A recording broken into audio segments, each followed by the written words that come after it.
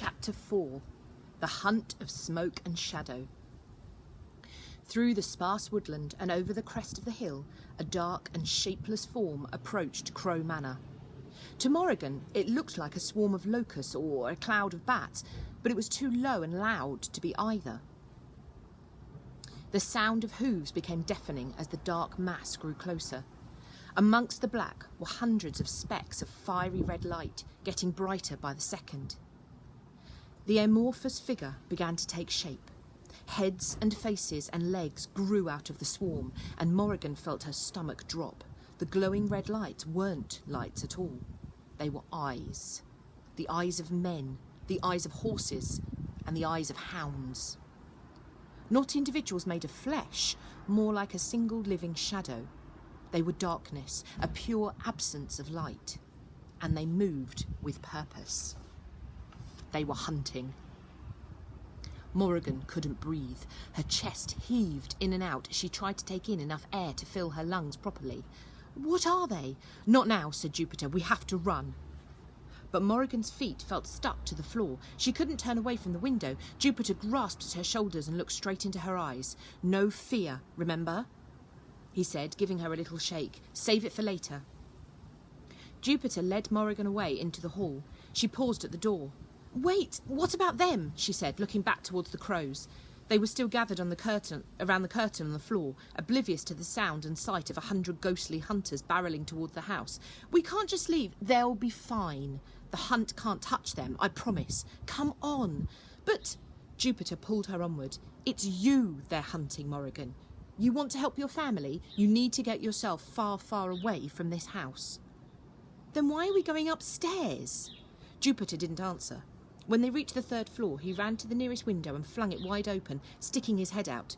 "This'll do. Ready? We're aiming for the skylight." Morrigan looked out of the window at the strangest machine she'd ever seen.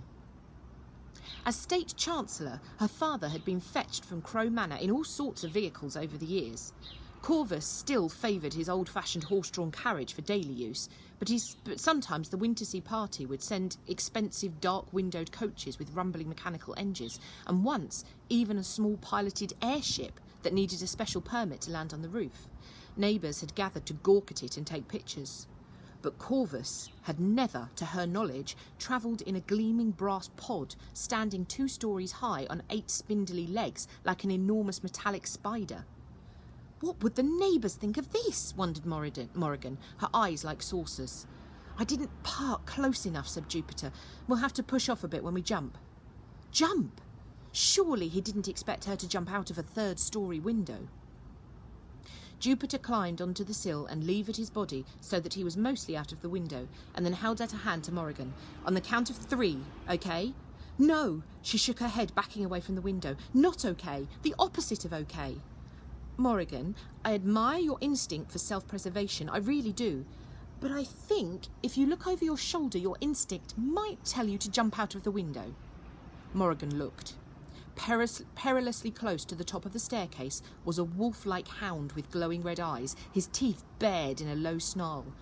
His pack crept slowly up the last of the stairs behind him, at least a dozen, maybe more. They jostled for position, snapping their ferocious jaws and growling as they stalked Morrigan, frozen at the window. No, fear," she whispered, and every cell in her body replied, "Yes, fear." Count of 3. Jupiter took Morrigan's hand to guide her onto the ledge. 1. The hound was joined on the landing by a 2nd pack member, then a 3rd, all with the same sharp yellow teeth and fiery eyes, and the swirling smoky fur as black as pitch. Their growls vibrated all the way to Morrigan's toes. 2. She stepped backwards and scrambled for Jupiter's support as her foot touched nothing but air. He wrapped his arms around her chest, and she felt him lean back, pulling her with him. The hounds launched themselves at Morrigan. 3. Cold, sharp air whipped around her ears as she fell. There was an almighty shattering of glass, and then they landed hard. Jupiter's arms wrapped tightly around Morrigan, his body cushioning her fall. On the floor inside the body of the giant brass spider. Above them, the hounds disappeared from the window. "Ow!" Jupiter moaned. "Oh, I'll regret that tomorrow. Off you get." He rolled Morrigan onto the floor. She winced as a stray piece of glass embedded itself in the heel of her palm. "Where did they go?" "Dunno, but they won't be gone for long.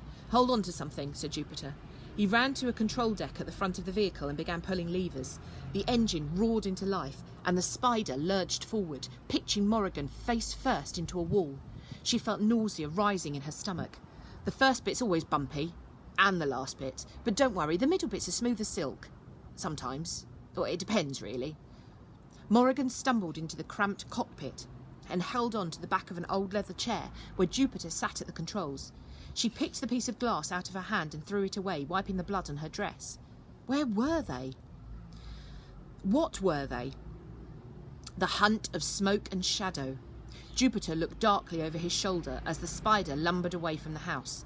The hunt of... Morrigan clamped a hand over her mouth, trying not to bring up her dinner all over Jupiter's panel of shiny buttons and levers, or worse, the back of his head.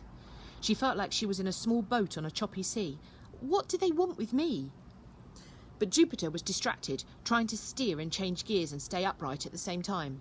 "Strap yourself into the passenger seat," he said, jerking his head towards the battered-looking chair on his left. Morrigan pulled herself over to it with some difficulty and clicked the seatbelt into place across her chest. "Ready? Hold tight." The spider climbed over the gates of Crow Manor in great staggering strides. The woods loomed ahead, but Jupiter steered in another direction, towards the centre of Jackalfax. On the smooth road, the movements of the mechanical spider evened out as it picked up downhill speed. Jackalfax was awash with the light and the noise of the early fireworks show, and a crowd had gathered to see the night ablaze with colour. Morrigan had never seen Empire Road so full of people. The eight-legged machine scurried through the town centre, skirting the edges of the crowd. Jupiter couldn't have timed it more perfectly. The spectacle in the sky was a brilliant cover for their escape from the hunt of the smoke and shadow. Everyone was looking up, their ears filled with whistles and bangs. "Shouldn't we be heading out of town, not into it?" asked Morrigan. "We're taking a shortcut," said Jupiter. He was steering them straight towards the town hall. The vehicle stood to full height with a grinding of its metal joints and stepped delicately through the crowd, looking for all the world as if it were walking on tiptoes. "What is this thing?" Morrigan asked. "This spider thing?" "This spider thing, as you've indelicately baptised it," said Jupiter, giving her a pointed look, "is an arachnopod, and it is the most exquisite machine ever built." A particularly loud firecracker shattered in the night sky, leaving a trail of flower-shaped smoke in its wake, the ghost of an explosion. The crowd made noises of delight. "Beautiful, isn't she? Her name is Octavia. Only one of only 2 arachnopods ever built. I knew the inventor. Pull that blue lever for me, will you? No, the other one. That's it." The arachnopod juddered to a halt. Jupiter frowned. He stood up and ran to the back of the pod, looking anxiously out of the domed glass walls. "Is something wrong?" "Interesting machines like this are out of fashion now, of course," he continued, as if nothing had happened. "But I'll never let go of old Ockie. She's too reliable. Hover ships and automobiles, they're all very modern and flashy. But like I always say, you can't roll over a mountain and you can't hover underwater. Octavia can go almost anywhere, which is useful in moments like this. We appear to be rather cornered." He returned to the control deck, reached up to the ceiling and pulled down a screen with 4 split images. Each showed a different view from the arachnopod. The hunt of smoke and shadow had caught up with them. They were surrounded on all sides by the huntsmen on horseback, when their slavering hounds. "How is any of that helpful in moments like this?" Morrigan's heart raced. "This is it," she thought. "We're trapped. This is the end. I don't see any mountains or water." "No, mountains, no," mused Jupiter, "but there is that." She followed his gaze to the top of the clock tower. "The really excellent thing about spiders," he said, strapping himself into the driver's seat, "is the way they crawl. Fasten your seatbelt, Morrigan Crow, and whatever you do, don't close your eyes." "What happens if I close my eyes?" "You miss the fun." Morrigan had barely managed to check her seatbelt when the arachnopod suddenly reared back, throwing her against the chair. 2 great spindly metallic legs latched onto the eaves of the town hall, and the pod heaved itself upward, lurching higher and higher towards the black, fathomless facade of the sky-faced clock. "It's not ideal, but as an improvised emergency gateway, it's not my worst idea ever." She had no idea what he was talking about. "Gateway to where?" "You'll see." Morrigan looked back through the glass dome. The ground swarmed metres below, and worse than that, the huge black smoke hunters had dismounted and were climbing the tower. "They're behind us!" cried Morrigan. Jupiter grimaced but didn't look back. "Not for long. The hunt can't follow where we're going." "Where are we going?" They arrived at the top of the tower as the fireworks display reached its dramatic climax, explosions of red and gold and blue and purple lighting up the night sky. "We're going home," Morrigan crowed.